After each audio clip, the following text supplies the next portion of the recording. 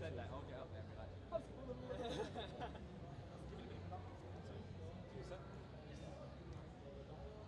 it's like I'm against the moon or something. Right.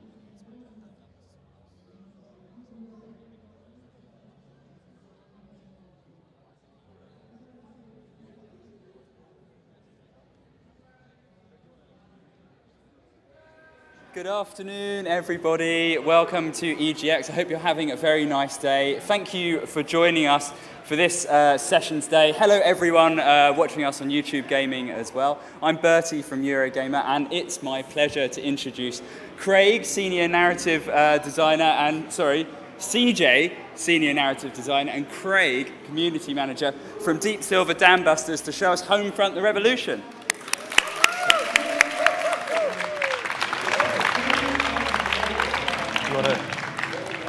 So hi everyone, thanks for coming. I'm CJ Kirshner, Senior Narrative Designer at Deep Silver Dambuster Studios. Hi, I am Craig Turner, and I'm the Community Manager at Dambuster Studios. We're really excited today to be able to present Homefront: The Revolution to you. We've got a live gameplay demo. We're going to show some behind-the-scenes stuff of the game as it's in development. But first, Craig, do you want to bring everybody up to speed on the studio's history? Sure. So, we start our story back in 1999 when we became, or start off our life as Free Radical Design. Much of it is sort of followed by Time Splitters and Second Sight, with Haze in there as well. So that was from 1999 all the way up until 2009.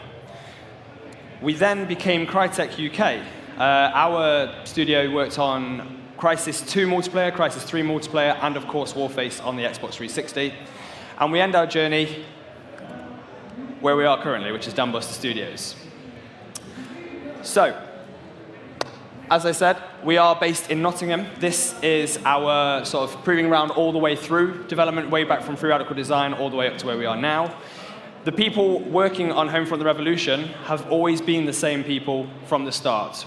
Ever since we're given it from, even with THQ, we went all the way from the same team, and essentially we are still working on it, everybody who has been there before. What else is in Nottingham, Craig? So in Nottingham, we share a history with like Robin Hood. We also have Game City, and we have the National Video Game Arcade. If you haven't been there, it's something I'd say worth checking out. And yeah, so basically, do you want to go into a bit of the rebooting the franchise? I would love to. So the original Homefront offered players a really compelling fantasy, but perhaps failed to fully execute on it. People got attracted to the idea of playing as a guerrilla fighter and ended up in a linear scripted corridor shooter. So, when we started developing the game, it was intended to be a direct sequel to the original Homefront. There's a reason we don't call it Homefront 2, but Homefront the Revolution. When we acquired the IP and became masters of our own destiny, we went back to the drawing board. We decided to make it open world, heavily systemic. Given the setting, the story, and the types of gameplay that we wanted to feature, it just made more sense. And so we've taken all of the expertise from working on all of those games over the past few years, rolled it into one. I think it's our best yet. And let's talk about the zones. So we have 3 different zones. There are multiple zones for each area. And we start off with the green zone. So the green zone are basically areas that have been untouched and sort of kept as they originally were.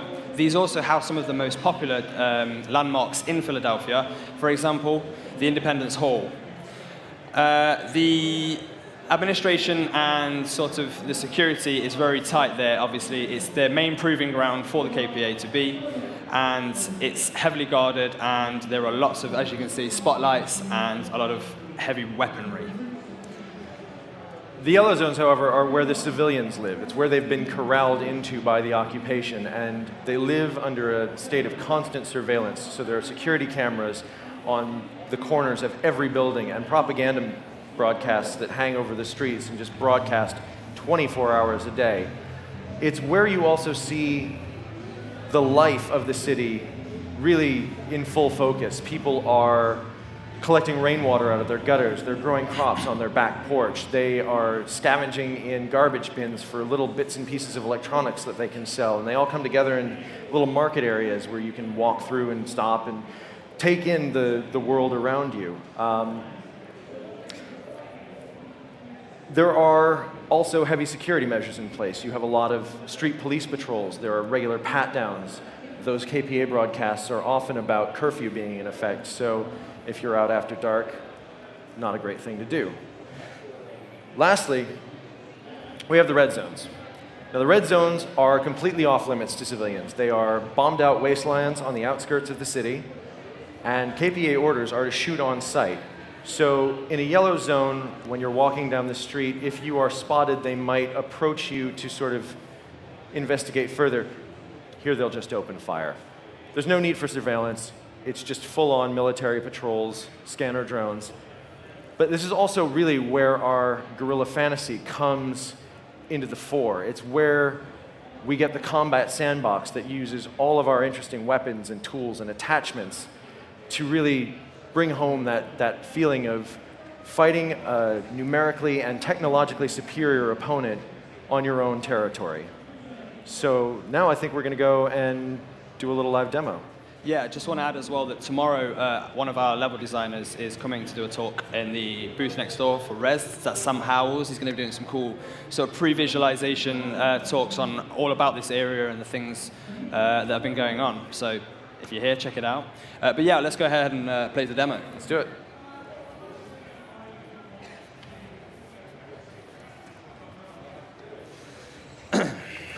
Okay, so quick caveat. This code is pre-alpha. This demo is unscripted, so neither of us actually know what's going to happen outside of the objectives that we're going to try and take.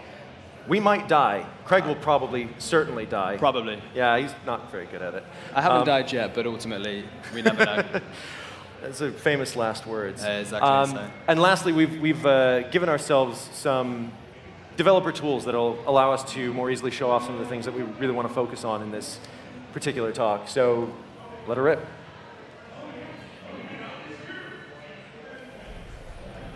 Dana, this is Philly Alpha. All cells across the zone are armed and ready. We just need the targets. Dana here. Understood. We'll get you those locations. As soon as we can reach the KPA transceiver, we'll download the data. Okay, Isaac, get up to that intersection. Make sure it's clear. You got it, Dana. Go, go, go! Shit, Dana. We got a patrol. Must have switched rooms overnight. You got any ideas? No time to go around. Let's hit him. Okay, new plan. We're ambushing this patrol. Brady, best if you go with G-Man. Just do what he says. Try not to die. Wise words. Come on, buddy, this way. And yeah, try not to die. Those are wiser words. They always are. Alpha, you got So- anything? Looking around, yeah, we can see that this is definitely one of our red zones, the bombed out wasteland. We can see the city over in the background there. And actually, Craig, if you could go back over to the right. When we talk about the game being an open world, it is contiguously navigable, but you have these 30-foot high security walls that sort of hamper movement around one block to another. We'll get back to those in a moment, but let's start with something interesting. Craig, would you pull up the phone, please? And let's do this. You can put the phone down now. We've sped up time to show the passage of day and night, and if you look in the sky, sun's coming up. We've got a full day-night cycle. It's also still raining, so that's part of our dynamic weather system. Really, time of day and the weather change the atmosphere and the feeling, the mood of every scene that you walk into. And given the improvements that we've made on the CryEngine in terms of our lighting, our rendering, our particle effects, really every time you step into the world, you're going to get some very interesting and very dramatic scenes for you to look at. Let's also go to free cam. Now, be a little gentle with our avatar, Craig, when I do this. You want to just, there you go. So we've now stepped out of our own body, and we can look around the world. Again, turning into afternoon, it'll be evening soon.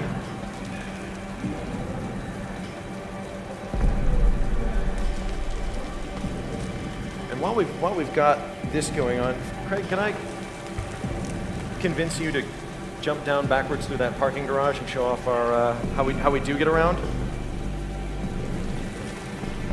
What is it? It's P?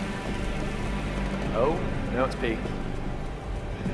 So I mentioned that 30-foot high security wall. One of the ways that you get around in Homefront the Revolution are these sort of home-built, home-dug resistance tunnels. They're closed off for the purposes of the demo. Obviously, we don't want players wandering too far. But you'll use these tunnels and the old sewer systems and the subway networks to move around without being seen. It makes getting from one district to the other very quick, but also stays in line with that whole guerrilla fantasy that we're really looking to convey. I'm not going to ask you to try and back out of this tunnel. That's a little, no, don't do that. We're back on the surface now. Should we show them the puddles clearing up? Oh yeah, we totally should. So raining. Fight in the rain. Let's get rid of the rain. Who wants to be wet though? Let's clear up the weather. There we go. Bright, beautiful, clear day. Those puddles are actually generated by the weather system, and if we want, if I find the keys here, we can. Is it dark enough? It's getting kind of dark. Yeah, let's wait for it to go a bit day. I don't know what time it is now. What time do you have? I reckon It's dark o'clock. we're getting there. So let's best show it off, yeah. Okay, that'll do. Those puddles are dynamically generated by our weather system, so as we see day breaking, we get a better look at them now. Let's increase the evaporation rate on them. And you can see them starting to slowly boil off in the morning sun. It's a fun effect. I think it's time to continue on mission though, isn't it? Yeah, let's get into the combat. All Just right, do some let's good put stuff. you back in your head, and let's I have decrease my the body time back. scale back to normal. You might want a gun. Turn that up. It's helpful. Brady, through here. Come on, let's hustle, dude. Fight a revolution by throwing bricks at the enemies. Through here. So we're walking. You We're can not spring the walking trap into if an you want, ambush. The Brady. enemy is walking into an ambush that we have And down they go. already set up. So we're going to wait for that vehicle to reach the proper position under our pre-placed trap. But there are also a lot of different ways that you could tackle this situation beyond the ones that we've suggested. And we really encourage you to try and experiment and find the one that works best for you. And there they go. Good night. Get down there, finish them off. Right, so you go. This fight's a lot less tense during a clear day, isn't it? Yeah. And then they come and ruin it with some Seekers. So you've been spotted by a Seeker drone. That's going to call in reinforcements. Actually, Craig, you want to get off the street. No, you've got an airship actually coming in. We're not playing with God mode on, so there is legitimate tension here that if he gets shot, we're going to die. And this whole thing restarts. Uh-oh, the airship. Oh, I you want to turn around, actually, and just show off. Can we? Yeah, that sweeping beam, if you get caught in that, a whole world of hurt is going to descend on you. There are ways out of it, though. There are a lot of good ways out of it. And actually, if you do get spotted once, we'll show one of them off. It'll be fun. When we get the transceiver intel, we'll hit them back across the whole zone. You actually managed to come out of that fairly unscathed. Isaac, sit Good for you. Okay. We have I'm more sending to Brady come. join You are better than I give you Please credit let for. him and we'll follow up. Just stay out of trouble. Brady, Isaac needs backup fast. There's a bike in that shipping container. So we're just getting our next objective here.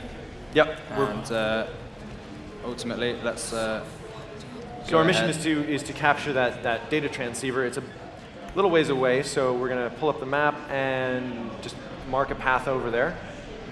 And then we're going to hop on one of our motorbikes and zoom over. And actually, Craig, I'm going to, once you get on the bike, would you do me a favor and just do that thing that I like to do? Okay. I don't like going on the bike without having some sort of backup solution. So yeah, just go ahead and create our rolling bomb. There we go. So we put a remote detonation bomb on the bike. So if we ever need to, we can just ditch it and detonate it. Wait, well that's not a good way to start. So you're not going to die, but you might revoke your driver's license. Oh, here come the heat. All right. There we go. Data, it's Isaac. There's a sniper between us and the transceiver. Can't get close enough to scout the defenses. Left turn wide. Okay, try and find a route past. I think we can distract the sniper. Any use? Go! Sniper. Uh-oh. So one of the interesting things about this guerrilla fantasy is the fear of the unknown. In addition to being overwhelmed by the enemy force. Oh, you're going to do it. No, you run. Could have been bad. And here comes the airship. Craig, pull out the distraction device. Throw some out in the yard. We can lose the airship. See if that beam swings over to it. Okay, you've got a window. Go. Just get out another door.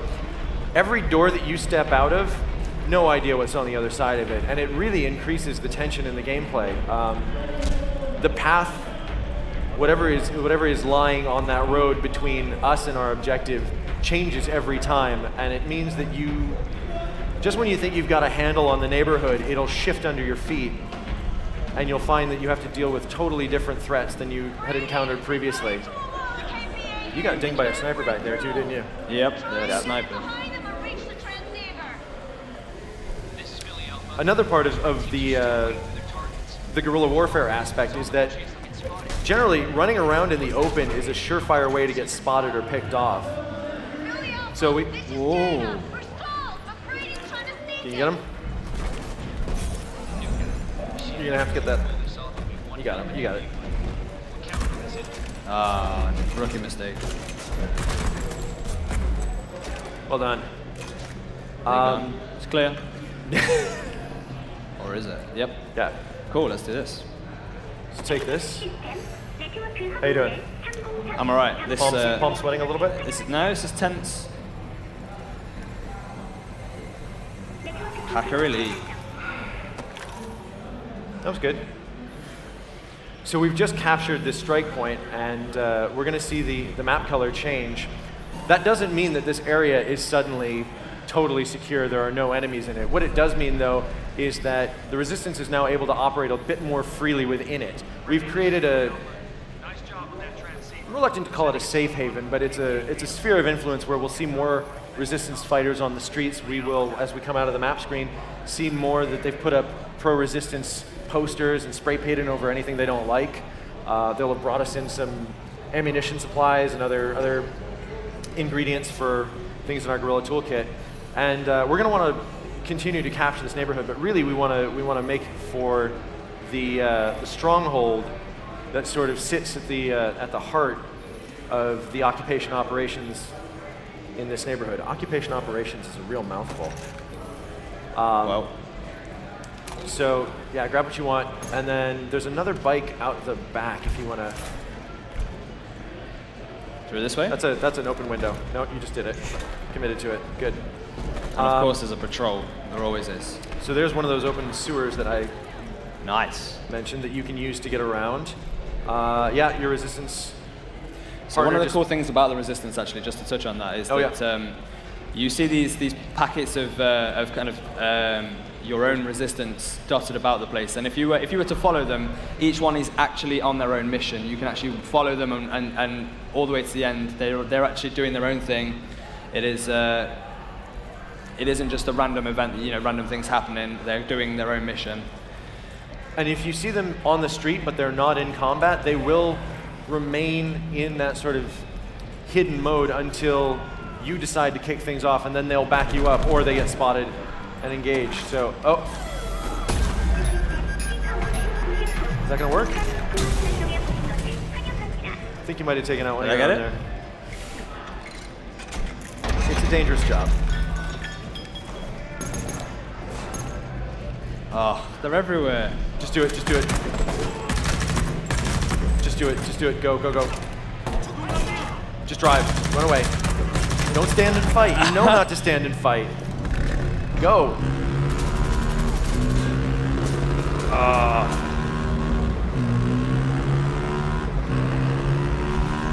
Oh, sniper.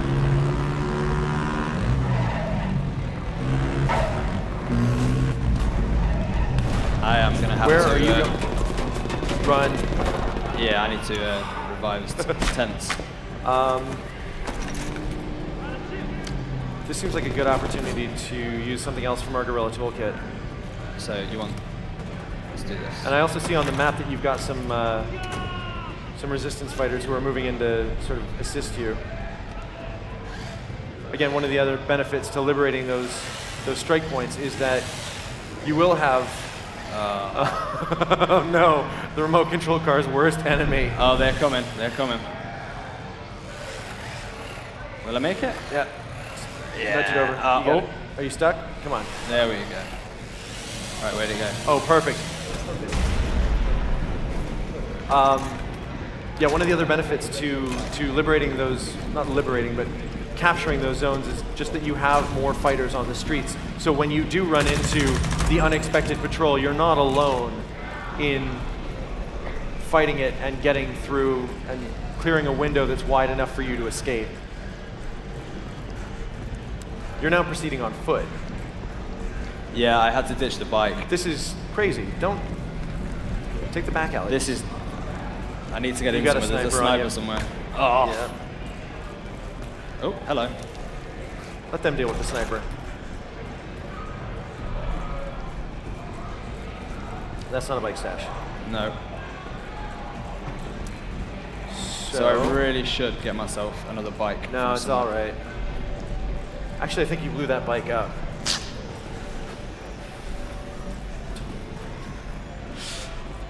I think we're getting near the gas injector. So, wow, oh yeah, I see the plume of gas. I see the back end of it. Greg, if you actually want to, yeah, this is the, oh right. Right, well, we're now already off our original plan, aren't we? That's fair. You know what? We will adapt and improvise. So this stronghold is a gas injector, and what it's doing is pumping poison gas into the subway tunnels, which means that if you want to use them to get around, you're going to have to disable that massive pump. Every time it hits, you can see it sort of shake the earth. So as soon as we take that out, we will have access to a few more transit routes through the city outskirts.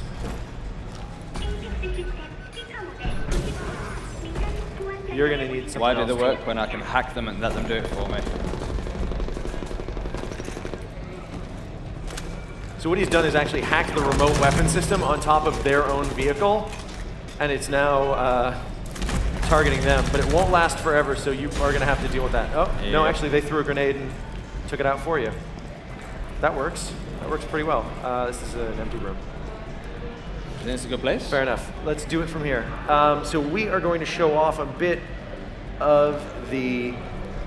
Oh, he crouched. Show off the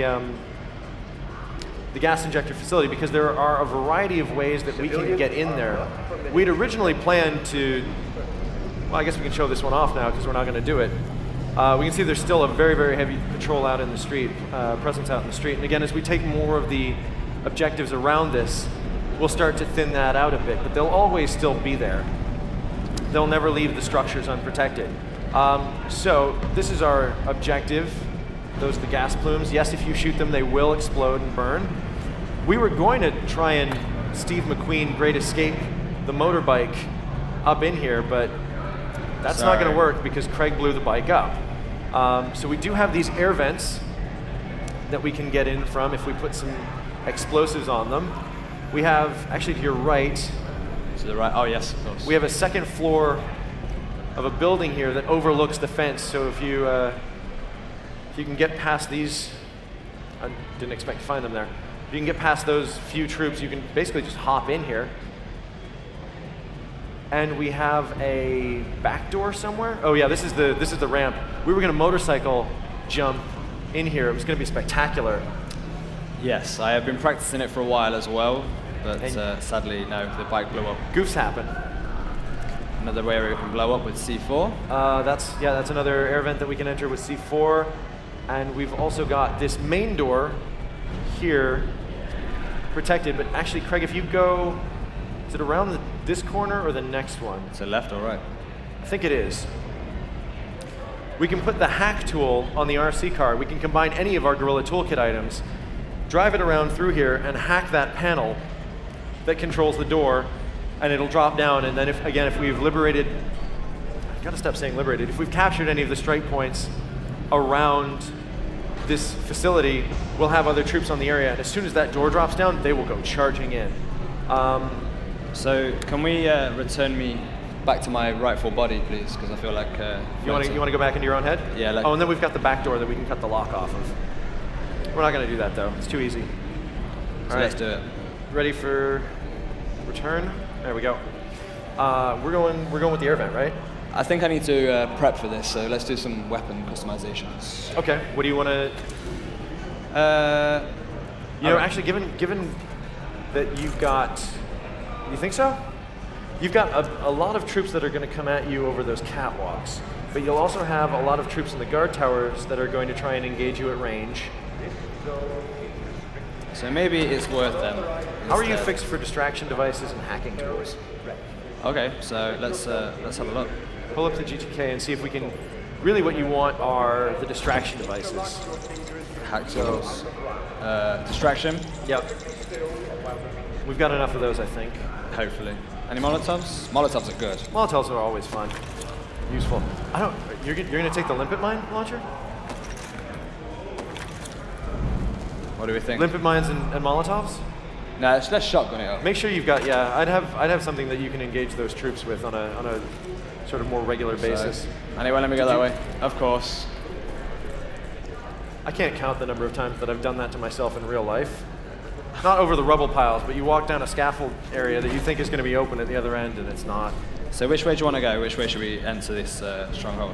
This one seems to be less protected, so yeah. Oh. That's fine, just a spotlight. It's fine, it's not a... No, it's actually behind you. Oh, are you just jumping over the wall?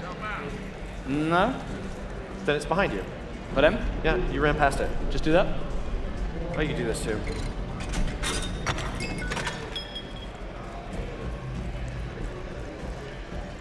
Just make sure I've got enough stuff to create some more. Grab everything. All right, are we ready? As ready as we'll ever be. Oh.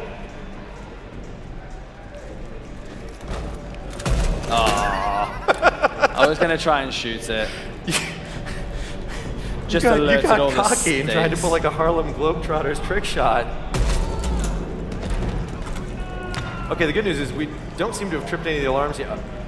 They Yet. know you're here, though. Yeah, they know you're here. All right, so far so good. We've got to go and shut the valve off. Yeah, we've got a few more things that we're going to need to deal with, but a few more people. Boy, a sniper. That's a sniper. See, this is why I was thinking you.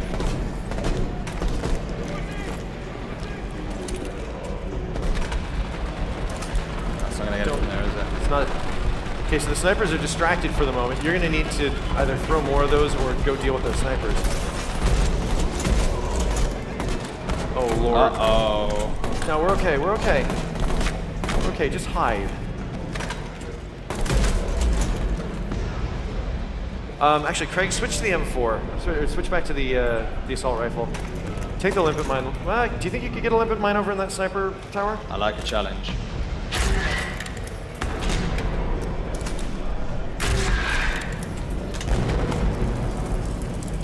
That was impressive, right? Good shot. Didn't seem to do much, but it's more effective against vehicles. Switch it back to its normal operation, and go to the high power scope. Higher power than that. Yeah, go all the way. We can do this in 5 minutes, right?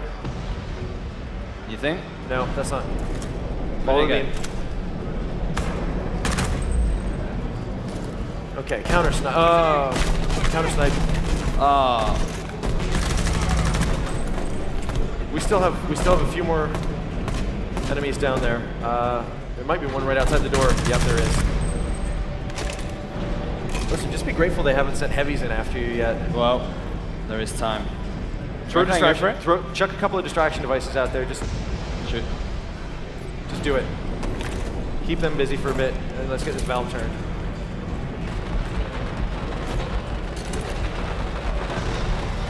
Go for it. Go for it. I think we got this. You think? I do. Boom. You managed not to die. I nearly did. Nearly did. I'm impressed, though. Evacuate the area immediately. Repeat. All workers evacuate the area immediately. So actually, if we step out of the map now, we can see that the area has been altered rather dramatically by the resistance that have moved in and taken this ground back. So let's go look at the telemetry data, should we? Let's do it. Let's do it.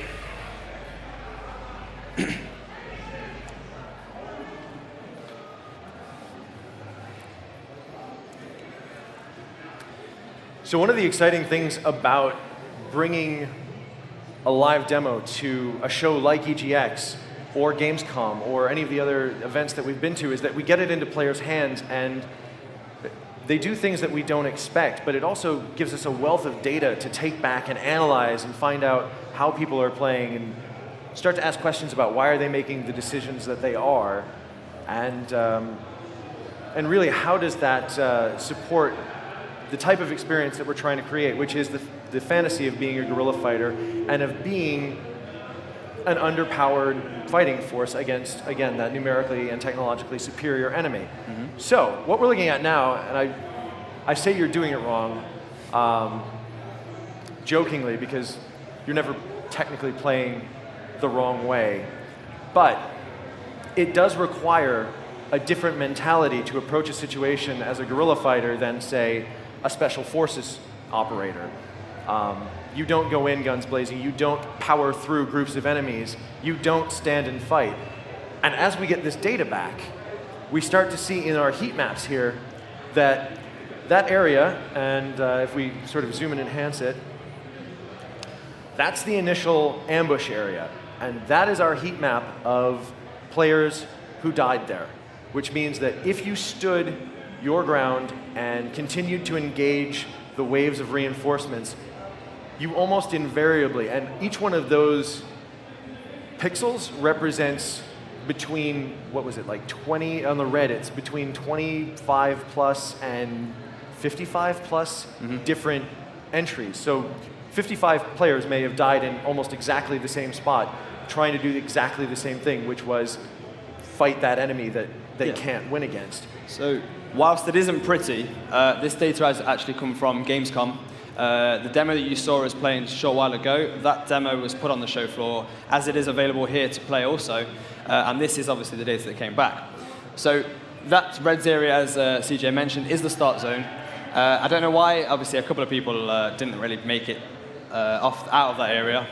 But it emphasizes the fact that if you stay and kind of battle these onslaught of enemies, bad things can happen. And the darker the red marks are, obviously, that is sort of the collection zone of how more people died in that area. Should we move on to the So really, yeah, running away is a totally valid tactical I don't feel option. ashamed of And running. in many cases, he who fights and runs away doesn't become a point on our heat map data. Additionally, when I sort of chided Craig for running around in the open, this bit of data shows us that this is a bit of overpass here, and that 4102, that's a sniper that the system dynamically chose to spawn there by analyzing the conditions around that neighborhood. It picked that point as the best place for a sniper. You can see there is another one that didn't spawn as often on the other side. So the system, like, no designer placed a sniper on that rooftop because it's got a great line of sight down that street.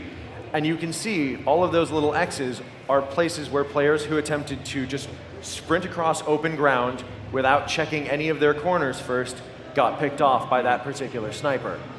Again, it emphasizes that fear of the unknown, of not knowing what's outside the doorway before you step out of it.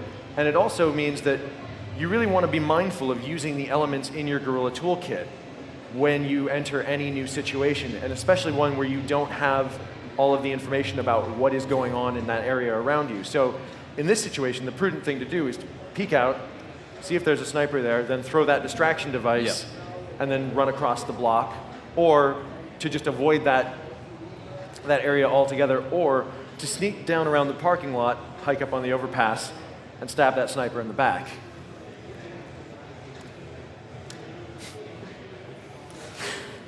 This is one of my favorite bits of data. These are people that set themselves on fire. And there are a couple of ways to do this. The enemies in this demo don't have any incendiary devices. There's no incendiary weapons. So we know for certain that this was not, oh, they ran into a flame-throwing enemy. This was somebody who accidentally or intentionally set themselves on fire. Now, the two interesting points that I'd like to focus on here are, one, again, around that initial ambush area, there's that bright red dot of people that ran up to that barrel trap and immediately shot it, and it just blew up in their face. But the other point that I particularly like is this bit right here. That's the area where you start. That is the garage that you begin the demo on. And somebody looked down at their feet and threw a Molotov and lit themselves on fire before they'd even gotten past the first sort of drop down. I don't know who that person is, but I'd love to meet them. Well, I mean, this is a small area at the beginning, but ultimately let's show them the real damage over the whole map. Right, so not damage to themselves, but damage to the enemy. Because there are some people that don't know how lighters work and can't be trusted with a box of matches. We showed you the previous bit of telemetry, but this bit is actually player kills by fire. So these are all of the places in which the players have used an incendiary device to take out an enemy. And again, we've got a very dense concentration of data around that initial ambush area as players are dropping those flaming barrels onto the, under the vehicle underneath and are using Molotovs to cover their escape. The other interesting point, and this is all speculation on our parts, but the way that we structure our introductory video that if you line up to play the demo will play for you and sort of teaches you the mechanics and the tools that you have available to you. At around that upper left-hand point is where we convert the shotgun to an incendiary shotgun and use that to cook a bunch of enemies that we run across. And to see, again, that high concentration of data points up there coming back from a show where people had been pre-briefed on the optimal ways to think and fight like a guerrilla. we think that that's probably where people remember that they can do that, and are switching to that as a weapon and then carrying it through the rest of the game with them. So talking about fire, let's... It's a good segue.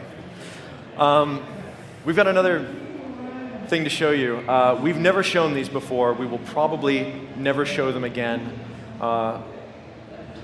Making games can be a challenging and sometimes messy experience. And you're literally creating the world from scratch.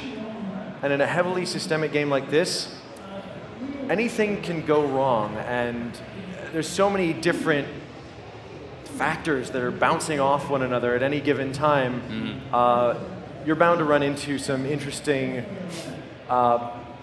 bugs or exploits. Fortunately, we've got a really dedicated QA team back at Dambuster that is working tirelessly to make sure that most of these don't make it into the final game. And the few that we're about to show you have clearly already been fixed, as we saw in our demo. But they're amusing enough that we thought them worth bringing with us and showing off. So, shall we? Let's do this. Oh my god. I can't So this first one is actually captured from an outtake, if you will. Go, go, go! Shit, Dana. We got a patrol. They must have switched routes overnight. And obviously... So we did even in prepare our that. scripted scenes, the systems that run the world are still at work. And what happened there was we had just told that character to take cover near that pillar, and the path that they were taking cut too close to that burning pile of rubbish. And, well, Bad things happened. clothes burn. Bad day at the office. So let's show the other one. This other video isn't really a bug as such. It's more the ability and shows off some of the cool things you can do as one of our guys recorded and captured. Yeah, that initial ambush area can be approached in a number of different ways, dropping the barrel traps, but our testers and eventually our players, I'm looking forward to the creative ways they find to tackle the situations we throw at them. This is just one of them.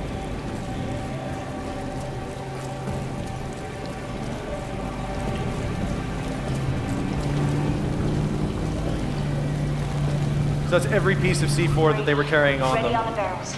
Not yet. Wait. Now!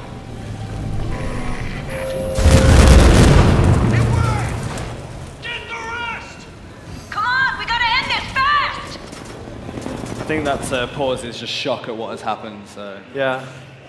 It's more of the, is it going to keep going? Is it going to keep going? Nope. I Yep. got it in the basket. Nothing but net. So, I think that just about wraps it up for us. Thank you so much for coming. You've seen how we've played through the demo, but we encourage you to come by the booth and try it for yourselves. And now, if there are any questions, we have a microphone. Oh, no. Are we over? Yeah, we don't have any... Sorry, everybody. We've kind of run out of time. We don't have any time for questions. But just to say thank you to Craig, thank you to CJ and Homefront. And you can play it on the show floor. Please come by. Yeah, please do join us at 4 p.m. for a session on Elite Dangerous with David Braben and Frontier Developments. Or just enjoy the show. So thank you very much. Thank you. Thanks, guys. Well done. That was brilliant.